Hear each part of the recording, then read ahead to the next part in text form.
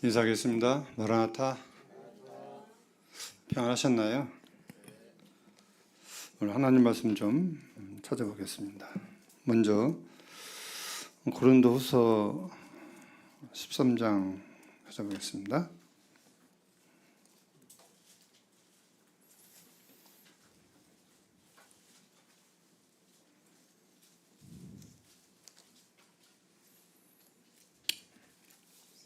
(13장) 5절 같이 읽겠습니다. 시작. 너희는 믿음 안에 있는가? 너희 자신을 시험하고 너희 자신을 확증하라. 예수 그리스도께서 너희 안에 계신 줄을 너희가 스스로 알지 못하느냐? 그렇지 않으면 너희는 버림받은 자녀라. 여기에 손 얹으시고 고린도전서 9장 25절로 27절까지입니다. 같이 읽겠습니다. 시작. 이기기를 다투는 자마다 모든 일에 절제하나니 그들은 썩을 승리자의 관련을 얻고자 하되 우리는 썩지 아니할 것을 얻고자 하노라. 그러므로 나는 다름질하기를 향방 없는 것 같이 아니하고 싸우기를 허공을 치는 것 같지 아니하며 내가 내 몸을 쳐서 복종케 함은 내가 남에게 전파한 후에 자신이 도리어 버림을 당할까 두려워함이로라. 두 말씀을 읽어드렸습니다. 공통점이 있습니다. 공통점이 어떤 걸까요? 버림을 당할까 두려워하라 하는 말씀입니다. 고린도후서 13장 5절에서는 너희가 믿음에 있는가 너희 자신을 시험하고 확증하라 말씀하시면서 너희 안에 예수님께서 계신 줄을 너희가 스스로 알지 못하느냐? 스스로 알지 못하면 너희가 버림받은 자니라.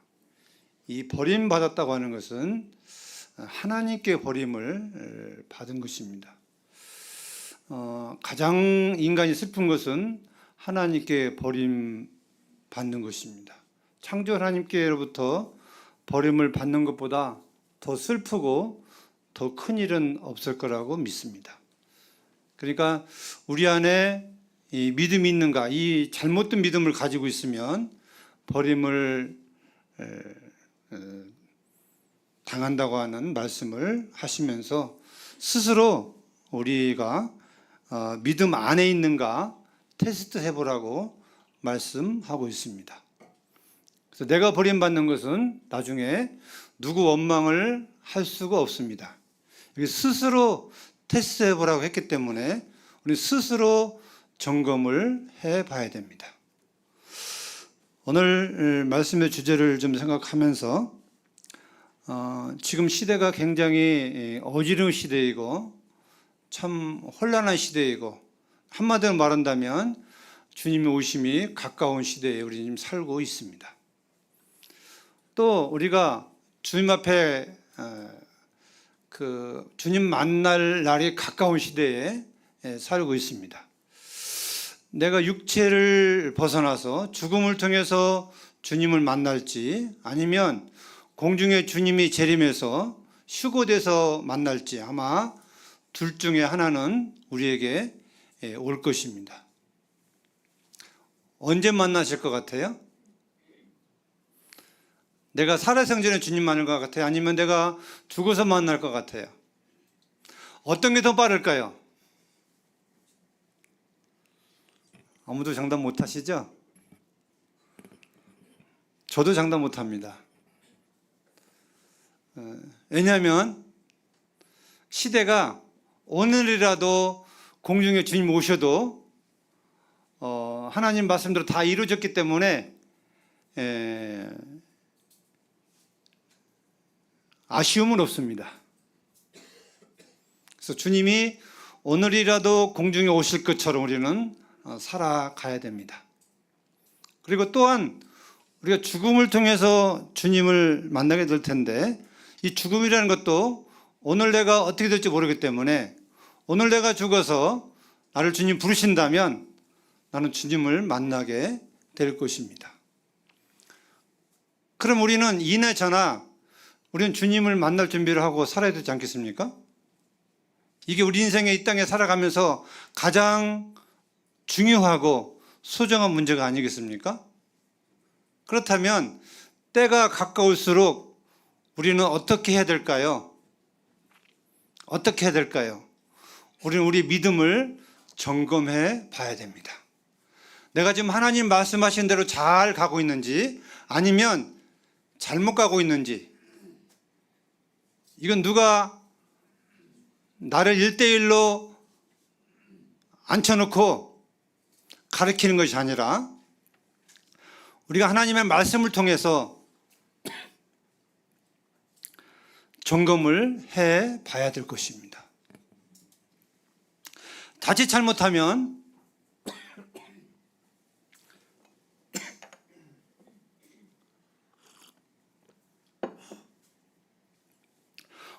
고린도후서 13장 5절 말씀처럼 구원받지 못한 가운데서 멸망의 지옥에 갈 수가 있습니다.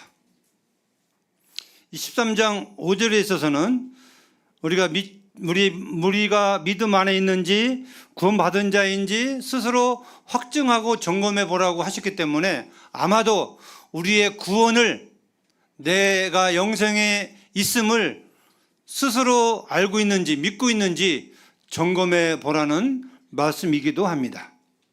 물론 다른 부분에서 분별할 수 있습니다만은 오늘 이 시간에는 이 5절의 말씀은 내가 정말 주님 오시면 휴거가 되고 내가 죽으면 낙원인 주님 앞에 갈 수 있는지 이런 믿음의 점검을 해봐야 될 것입니다. 이 땅에 많은 사람들이 하나님을 믿는다고 얘기하고 있고 고백하고 있습니다. 하나님을 믿는 것이 뭔가 하는 것입니다. 믿음이란 무엇인가? 우리는 믿음으로 구원받는다고 알고 있고 믿고 있습니다. 근데 믿음의 정의를 내린다면 어떤 정의를 내릴 수 있을까요? 믿음의 정의.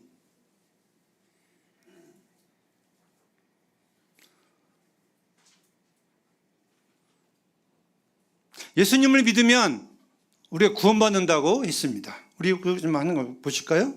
로마서 10장에 보시면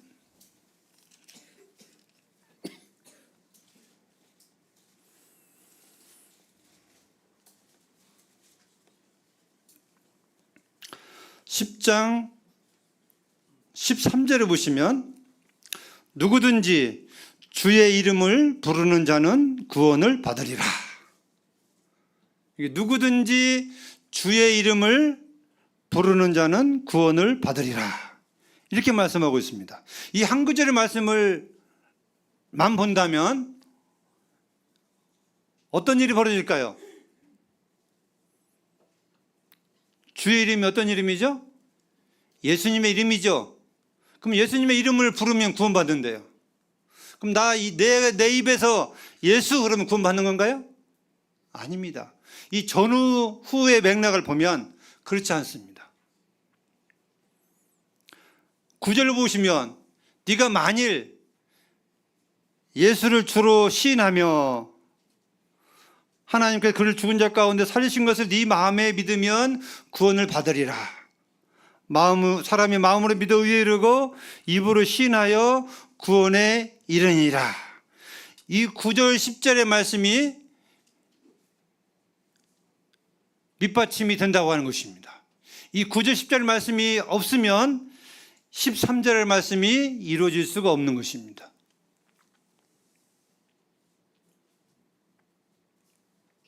그러면 이 주의 이름을 부른다고 하면 뭐냐? 14절에 보시면 그런즉 그들이 믿지 않은 일을 어찌 부르리요? 듣지 못한 일을 어찌 믿으리요? 전파하는 자가 없이 들으리요? 보내심을 받지 아니했으면 어찌 전파하리요? 기록된 바 아름답도다 좋은 소식을 전하는 자의 발의함과 같으니라. 바로 주의 이름을 부르면 구원받는다고 하는데 이 주의 이름을 부른다고 하는 것은 예수님을 믿는다는 말씀이기도 합니다. 자, 예수님 믿기가 쉽습니까? 어렵습니까? 쉬운가요? 어려운가요?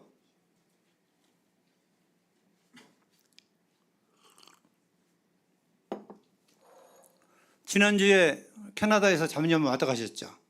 지금 친정 어머니가 98이라고 하시는데 복음을 얼마나 많이 전했는지 모릅니다.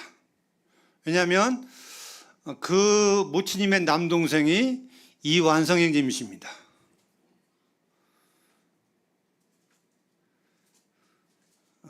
또 그 용인의 정중 형제님이 거기 친인척 관계가 됩니다. 가지고 모일 때마다 복음을 전합니다. 몇 년이나 했을까요? 적어도 한 40년은 아마 전했을 거라고 믿습니다. 아직도 구원 못 받으셨어요. 참 이상하죠? 구원받기가 쉽나요? 어렵나요? 어려운 것도 같고 쉬운 것도 같으죠. 그렇죠? 이 구원받는다고 하는 것은요, 믿는 사람은 쉬운 것 같은데 그렇지 않습니다. 몰라서 못 믿는 게 아닙니다. 다 알아요. 다 알면서 못 믿는 거예요. 저거 잠깐 교제하면서 답이 하나 딱 나왔어요. 아직 때가 안 됐는 갭이라고. 우리가 복음을 많이 막 전한다고 구원받는다면 아마도 엄청난 부흥의 역사가 일어날 것입니다. 복음을 전해야 돼요. 전한다고 다 믿는 게 아닙니다. 이 믿음은 어디서 오는 걸까요? 믿음은 나에게서 나는 것일까요? 의배에서 들어오는 것일까요? 이 로마서 10장 16절부터 보시면 그러나 그들이 다 복음을 순종 아니하였도다. 이사야가 일렀으되 주여 우리가 전한 것을 누가 믿었나이까 하리니 그러므로 믿음은 들음에서 나며 들음은 그리스도의 말씀으로 말미암았느니라. 믿음이 어떻게 생겨나냐면 믿음은 들음에서 난대요. 들음은 뭐냐? 하나님의 말씀을 통해서 가능하다고 하는 것입니다. 근데 정말 이 구원받는 믿음을 그냥 강제로 떠먹일 것 같으면 우리 떠먹일 수가 있죠. 강제로. 막 강제로 받으라고 막 압박을 해서 믿을 것 같으면 그렇게 할 수 있는데 이 믿음은 그렇지가 않습니다. 믿음은 억지로 되지 않습니다.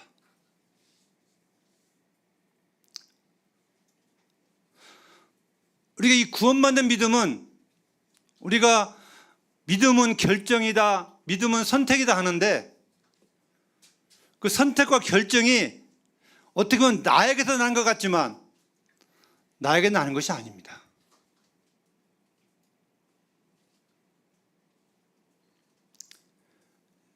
일반 교파에 다녀분들이 계시죠?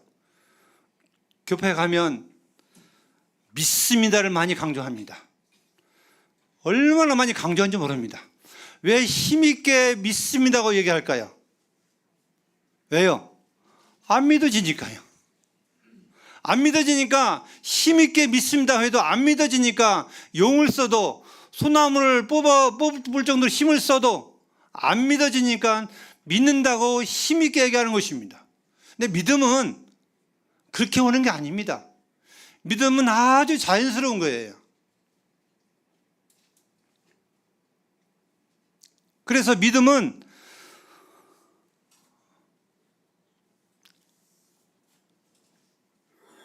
우리가 나중에 믿고 나서 깨닫겠지만 나에게서 오는 것이 아닙니다. 하나님께서 믿게 해주지 아니하면 우리는 믿을 수가 없습니다. 믿음은 어디서 나냐면 위에서부터 우리에게 오는 것입니다. 내가 믿고 내가 결정한 것 같지만 그렇지 않습니다. 요한복음 3장 16절을 보시면 우리가 잘 아시는 암송이 있습니다.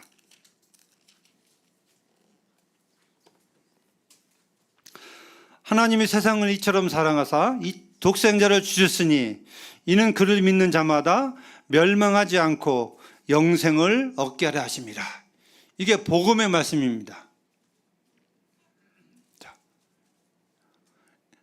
영생을 얻게 해주시기 위해서 천지 하나님 우리를 사랑하셨대요.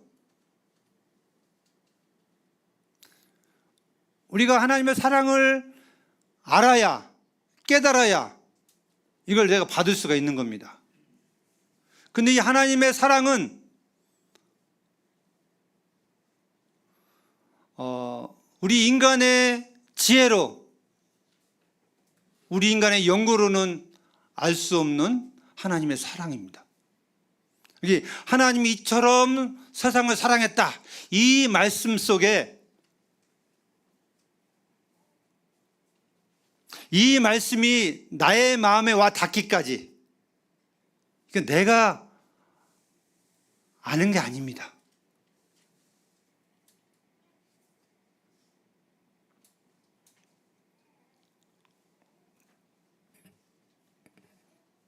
우리는 구원받지 못한 가족들을 위해서 기도할 때에 구원받게 해달라고 많이 기도합니다. 그렇게 기도하셔야 되겠죠. 좀 더 세밀하게 기도한다면 믿음은 위에서 하나님으로부터 오는 거기 때문에 내가 믿는 그 믿음을 우리 가족에게도 주시도록, 알게 해주시도록, 성령님을 통해서 깨닫게 해주시도록 우리는 기도해야 될 것입니다. 구체적으로 기도한다면. 그래서 여기 하나님이 우리를 사랑하셔서 독생자를 보내주신 이 사실을 예수님을 믿는 자는 멸망하지 않고 영생을 얻는다고 말씀하셨는데, 이 말씀을 이 세상 사람들이 모르는 사람들 얼마나 있을까요? 아마 거의 교회를 몇 번 가면 이 요한복음 3장 16절 말씀은 다 알고 있습니다. 그런데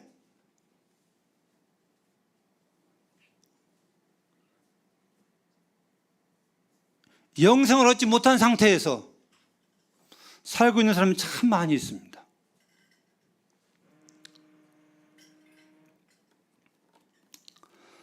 우리가 좀 전에 예배 시간에 떡과 잔을 통해서 예배를 드렸습니다. 떡은 주님의 몸을 생각나게 하고 잔은 주님의 피를 생각나게 합니다. 그래서 주님의 몸이 찢겨져서 피 흘려서 우리를 대속하신, 구속해 주신, 속죄해 주신 주님을 기념하는 것이 예배입니다.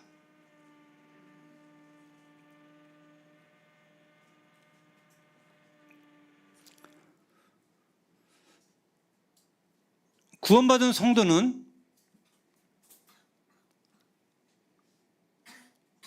공통점이 있습니다. 그게 뭘까요?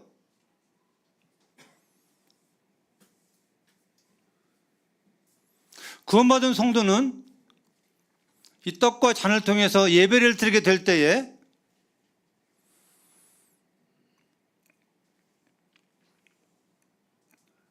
그걸 마음으로 믿은 성도들이기 때문에 예수님의 살과 예수님의 피가 나를 죄에서 구속해 줬기 때문에, 이걸 내가 마음으로 믿었기 때문에 감사하는 마음이 있는 것입니다. 그래서 이 구원받은 성도들은 하나같이 누가 시켜서가 아니라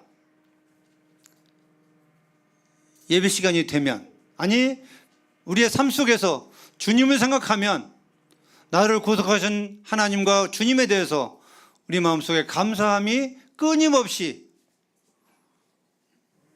올라오게 되고 감사를 드리게 됩니다.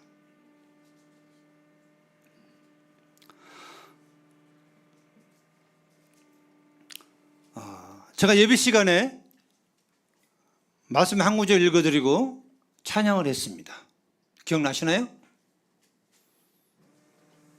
베드로전서 1장 18절입니다.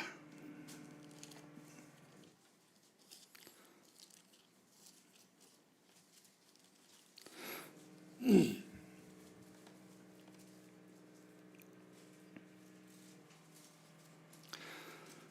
18절 19절 보시면 너희가 알거니와 너희 조상이 물려준 헛된 행실에서 대속함을 받은 것은 은이나 금같이 없어질 것으로 된 것이 아니오 오직 흠 없고 점 없는 어린 양 같은 그리스도의 피로 된 것이니라. 자, 우리가 속죄함 받은 것은 예수님의 피를 통해서 속죄함을 받은 것입니다. 옛날 구약 시대에 이스라엘 백성들이 애굽 땅에서 나올 때에 그 문인방의 어린 양의 피를 통해서 그것이 증거가 되어서 그 죽음의 그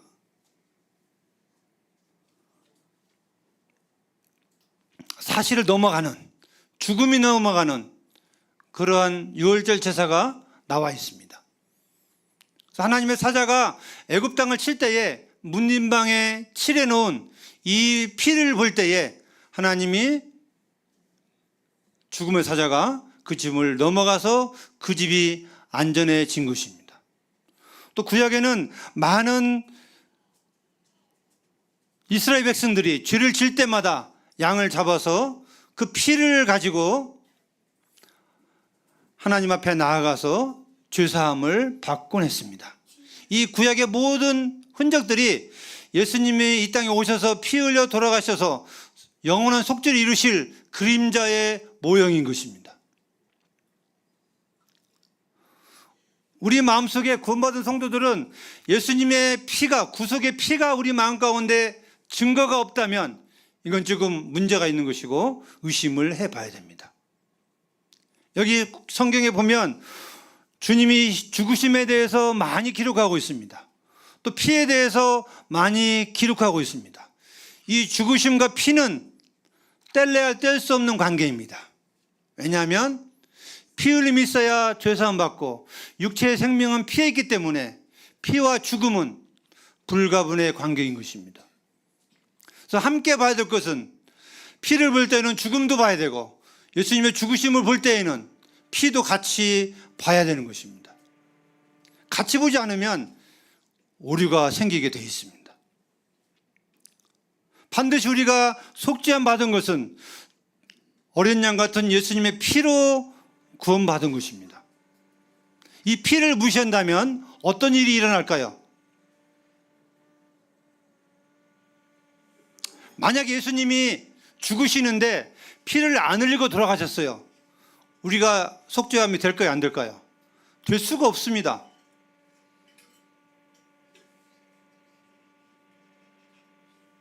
예수님이 돌아가실 당시에 유대인의 사형법은 뭐였죠?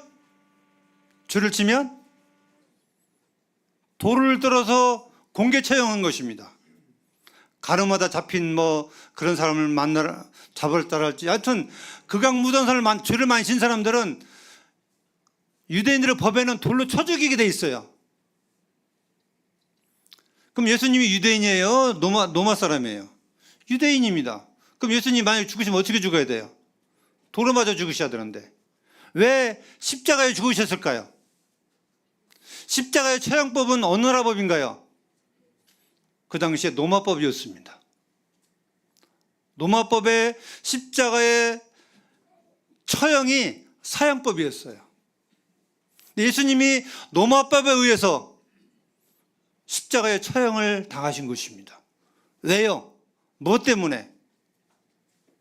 십자가에 돌아가셔야만이 피를 흘리시고 피가 물을 다 쏟으셔야 되기 때문에 로마법에 의해서 예수님이 그렇게 하신 것입니다.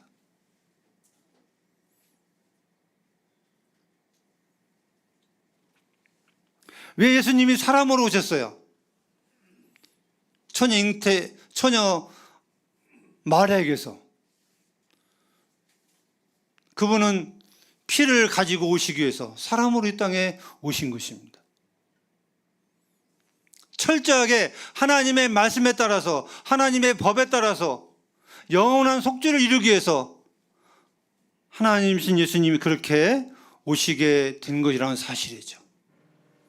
그래서 성경은 이 복음 그러면 이 복음 안에는 예수님의 피 흘리심과 죽으심이, 부활하심이 함께 포함되어 있는 겁니다.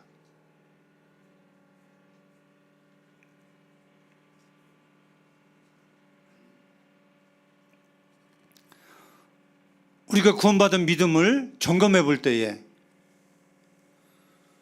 나는 정말 말씀에 있는 것처럼 예수님의 피로 영원한 속죄를 이루신 그 공로로 내가 그걸 마음의 믿음으로 구원받은 사람인지 아닌지 점검해 봐야 될 것입니다. 복음은 바로 그것입니다.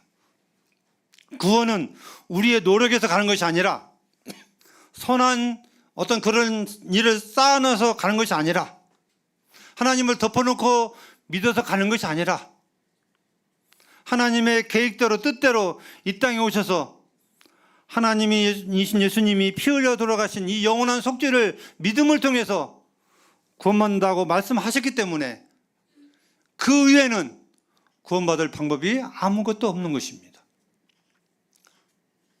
그래서 하나님이 우리 예수님 우리를 볼 때에 성도들의 마음에는 하나같이 예수님의 피가 우리 마음속에 예수님의 피가 증거가 되어야 됩니다. 이 피가 없다면 그건 통과하지 못할 거예요. 왜? 그 피가 우리를 속죄했기 때문에 그렇습니다. 스스로 점검해 보시기 바랍니다. 두 번째는 고린도후서 9장 사도 바울이 고백했던 27절, 내가 내 몸을 쳐서 복종케 함은 내가 남에게 전파한 후에 자신이 도리어 버림을 당할까 두려워함이라. 이건 누구에게 하신 말씀이죠? 이건 성도에게 하신 말씀입니다. 사도 바울 자신에게 한 고백이고 오늘날 구원받은 성도들이 이 땅에 살아가면서 우리 자신들을 점검하고 돌보라는 말씀이기도 합니다. 25절에 이기기를 다투는 자마다 모든 일에 절제한다고 말씀하고 있습니다. 그들은 썩을 승리자의 관을 얻고자 하지만 우리는 썩지 아니할 것을 얻고자 하노라고 말씀하고 있습니다. 여기서 이 그들은 썩지 아니할 관이란 뭘까요?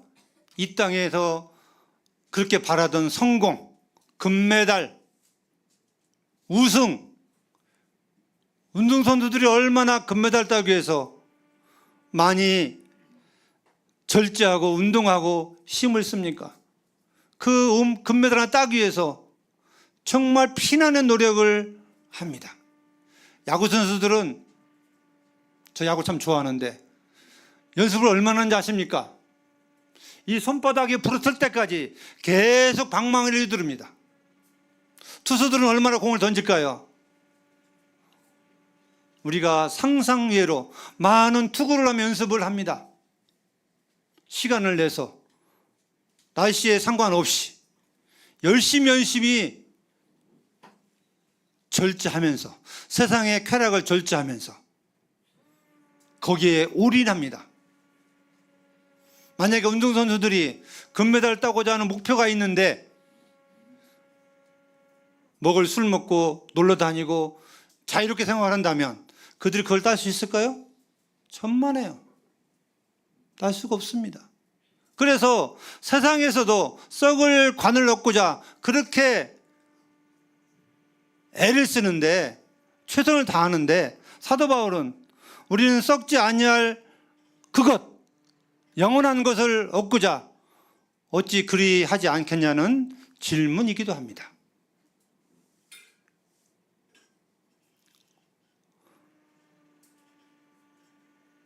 사도 바울이 뭘 두려워했냐면, 내가 전파한 후에, 내가 전파했다면 뭔 말씀이에요? 예? 이건 교사들에게, 말씀을 전하는 사람들에게 저는 하는 충고의 말씀이라고 생각합니다. 말씀을 전하는 사람들은, 교사들은 이렇게 살아야 된다, 이렇게 말은 하고 본인이 안 하면, 그렇게 안 살면 본인이 버림을 당한대요. 이게 두려운 것입니다. 교사로서, 인도자로서 내가 가르치긴 하지만 내가 못 살면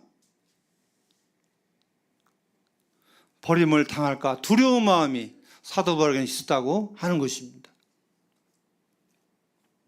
우리 야고보서 있는 말씀 좀 보겠습니다. 시간 10분 남았는데요. 야고보서 2장입니다.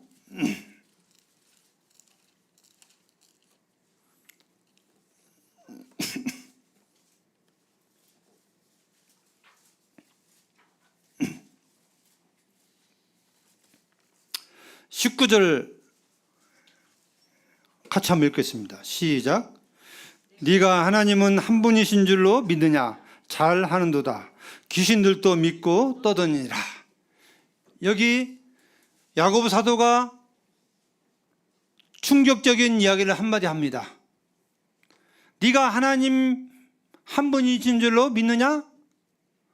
귀신도 하나님이 한 분인 줄 알고 떠든다, 이렇게 말하고 있습니다. 이 말씀을 하게 된 동기가 뭘까요? 그 앞에 부분에 나와 있습니다.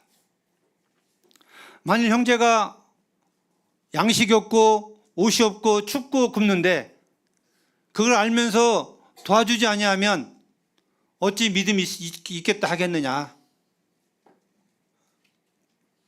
그렇게 지적하시면서 행함이 없는 믿음은 죽은 것이라. 믿음이 있다면 행해라, 이런 말씀입니다. 만약에 알면서 순종 안 했다, 이건 귀신의 믿음이라고 성경은 말씀하고 있습니다. 야고보서는 이렇게 하고 있는 거예요. 우리가 알면서 순종하지 않는 것은 이건 귀신의 믿음과 같다. 귀신이 하나님 잘 알아요, 몰라요? 잘 알아요. 왜 잘 알까요? 타락한 천사이기 때문에 하나님에 대해서 너무너무 잘 압니다.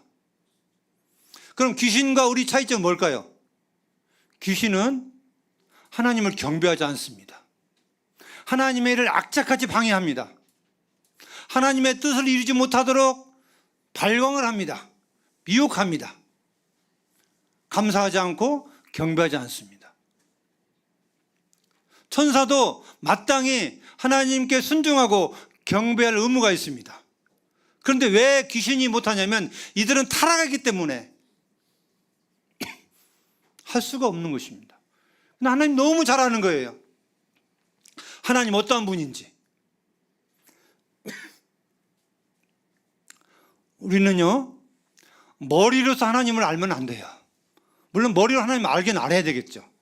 그래야 순종을 하니까. 모르면서 하나님의 뜻을 행할 수는 없습니다.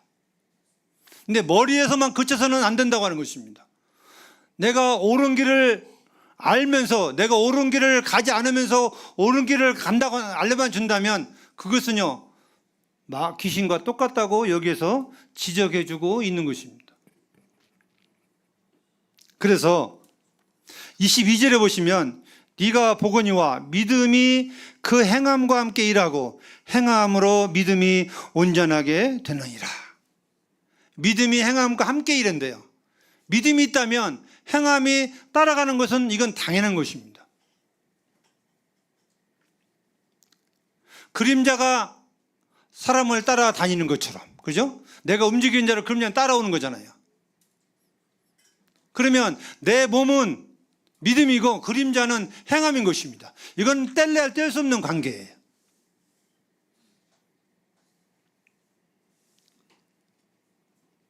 다시 말씀드리면 앞뒤가 똑같지 않으면 이건 아무것도 아니다 하는 것입니다. 우리의 신앙을 점검해 보면서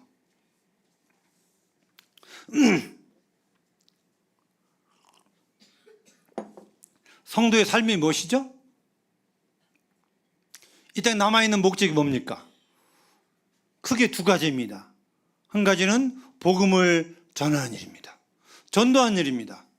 우리 전도의 필요성에 대해서 너무나 잘 알고 있고 전도를 꼭 해야만 하는 일로 알고 있습니다. 그렇지 않은가요?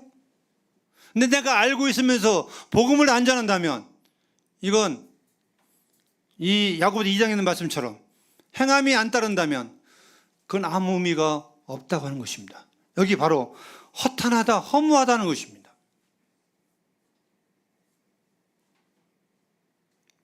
전도하는 것을 모른다면 전도 안 하셔도 돼요. 전도의 의무, 사명감이 우리에게 없다면 뭐 몰라서 그러는데 뭐 나중에 주님 앞에 가서 하나님 전도한지 몰랐습니다 이렇게 하면 괜찮은데 이미 우리는 다 알고 있습니다. 그 필요성과 소중함과 우리의 의무를 다 알고 있습니다. 그리고 우리는 천국과 지옥을 믿고 있습니다.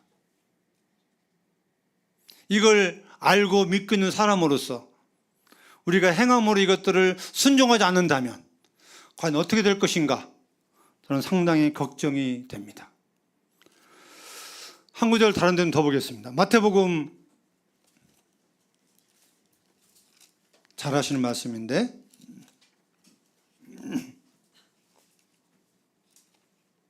6장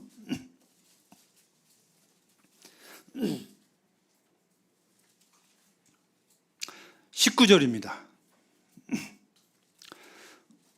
제가 읽어드리겠습니다. 너희를 위하여 보물을 땅에 쌓아두지 말라. 거기는 좀과 등록이 해하며 도둑이 구멍을 뚫고 도둑질하느니라. 오직 너희를 위하여 보물을 하늘에 쌓아두라. 거기는 좀이나 등록이 해하지 못하며 도둑이 구멍을 뚫지도 못하고 도둑질도 못하느니라. 네 보물이 있는 곳에 그곳에는 네 마음도 있느니라.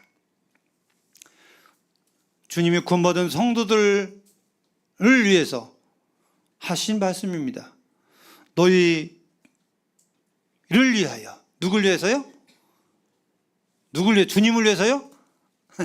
아닙니다. 여기 너희를 위해서 보물을 하늘에 쌓아두래요. 주님을 위해서 보물을 하늘에 쌓아두지 않고 너희를 위해서, 구원받은 너희를 위해서 보물을 하늘에 쌓아두라고 말씀하고 있습니다. 왜 그럴까요? 거기 이유가 나와 있습니다. 이 땅에 사람들이 알고 있는 보물이 뭘까요? 여기서 보물은 뭘 의미하고 있을까요? 모르시는가요? 재물이에요, 재물. 돈, 재물. 그 재물을 이 땅에 쌓아서 부자스로 쓰지 말고 하늘에다 투자하는 것입니다. 왜? 이것이 너희를 위한 것이고, 또 하나는 이 땅에는 그 보물을 뭐가 해치우는 도둑들이 많대요. 우리가 땅에 쌓아놓는다고 해서 이것이 있는 게 아니라 이 보물을 녹슬게 하고 빼앗아가는 이런 것들이 있다고 하는 것입니다. 저는 이 말씀을 좀 생각할 때에 성도님들은 어떻게 생각할지 모르겠지만 저는 이렇게 받았어요. 이 땅에 재산을 남겨놓고 가시면 어떤 일이 벌어질까요? 주님 앞에 가면. 우리 가운데 재산 많은 분들이 없어서 저는 다행이다 생각하지만 이 땅에 재산이 통장에 돈이 많은데 놓고 갔어요. 옛날에 쉰들러라는 영화를 보셨습니까?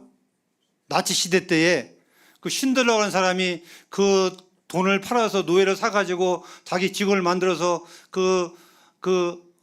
학살 당한 영혼들을 구출해내는 이 영화가 쉰들러입니다. 그런 많은 사람들을 자기 돈을 투자해서 그 학살로 끌려가는 사람들을 많이 건져냈습니다. 그 후에 나중에 그가 뭐가 남았냐면 자동차가 남았어요. 자동차를 보면서 저 자동차를 팔아서 해치워서 내가 그 영을 샀다면 몇 사람은 더 구출했을 텐데, 이런 아쉬움을 남겼다고 하는 영화가 있습니다. 참 많은 도전이 됐어요. 이 땅에 우리의 많은 재물은 복음을 위해서, 하나님의 교회를 위해서 투자할 때에 남는 것입니다. 자식들을 위해 남는 거 아닙니다. 우리 여기 연로하신 분들 돈, 자식들 물줄 생각하지 마세요. 자식들은 자식대로 살아갑니다. 주님 앞에 투자하셔야 됩니다. 그게 내가 주님 앞에 갈 때에 거기다가 하늘의 보물을 쌓아두는 것입니다.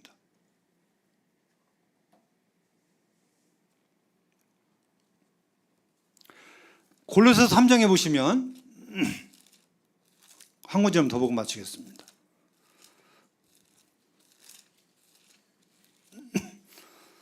(3장) 1절로 4절입니다. 그러므로 너희가 그리스도와 함께 다시 살리심을 받았으면 위의 것을 찾으라. 거기는 그리스도께서 하나님 우편에 앉아 계시니라. 위의 것을 생각하고 땅의 것을 생각하지 말라. 이는 너희가 죽었고 너희 생명이 그리스도와 함께 하나님 안에 감추어졌습니다. 우리의 생명이신 그리스도께서 나타나실 그때에 너희도 그와 함께 영광 중에 나타나리라. 구원받은 성도들에게 위의 것을 생각하고 땅의 것에 대해서 생각하지 말라고 말씀하시면서, 이 말씀도 동일하게 마태복음 9장에 있는 말씀처럼, 6장인가요? 성도가 이 땅에 살아가면서 위의 것만을 위해서 투자하고 살라고 하는 것입니다. 왜냐하면 우리는 기다리는 주님이 계시기 때문에 그렇습니다. 예수님이 곧 오시게 될 것입니다. 우리가 그러면 성도들은 어떻게 될까요? 이 땅에서 행한 만큼, 투자한 만큼, 시간이든지 재물이든지 우리는 주님 앞에서 받게 될 것입니다. 불의의 재물로 친구를 사귀라 하는 말씀이 있습니다. 우리가 신앙의 점검을 하면서 주님을 만날 준비를 하면서 우리는 더욱더 허리끈을 바짝 메고 깨어서 우리의 믿음을 점검해 가면서 하루하루 살아가야 될 것입니다. 사도 바울처럼 내가 잘 알고 있는데 지식적으로는 내가 이걸 삶으로 못 산다면 우리는 상급에 있어서 버림을 당할 수도 있다고 하는 것입니다. 구원받지 않은 영혼들에게, 또 구원받은 우리에게 주님 만날 걸 생각하면서 신앙을 점검해 보시면서 말씀에서 우리에게 뭐라고 하시는지, 어떻게 말씀하시는지 우리는 각자가 받아야 될 것입니다. 잠언 말씀에 충고를 받는 사람은 지혜로운 자라고 했습니다. 하나님 우리에게 말씀하실 때에 우리 자신의 신앙을 다시 한번 점검해 보시고 주님 만날 준비를 하시기는 그런 삶이 되기를 바랍니다. 고린도서 13장 5절과 고린도 전서 9장 20절 말씀을 생각하시면서 우리 자신들을 돌아보는 이런 신앙의 길이 되시기를 바라면서 말씀을 마치겠습니다. 감사합니다.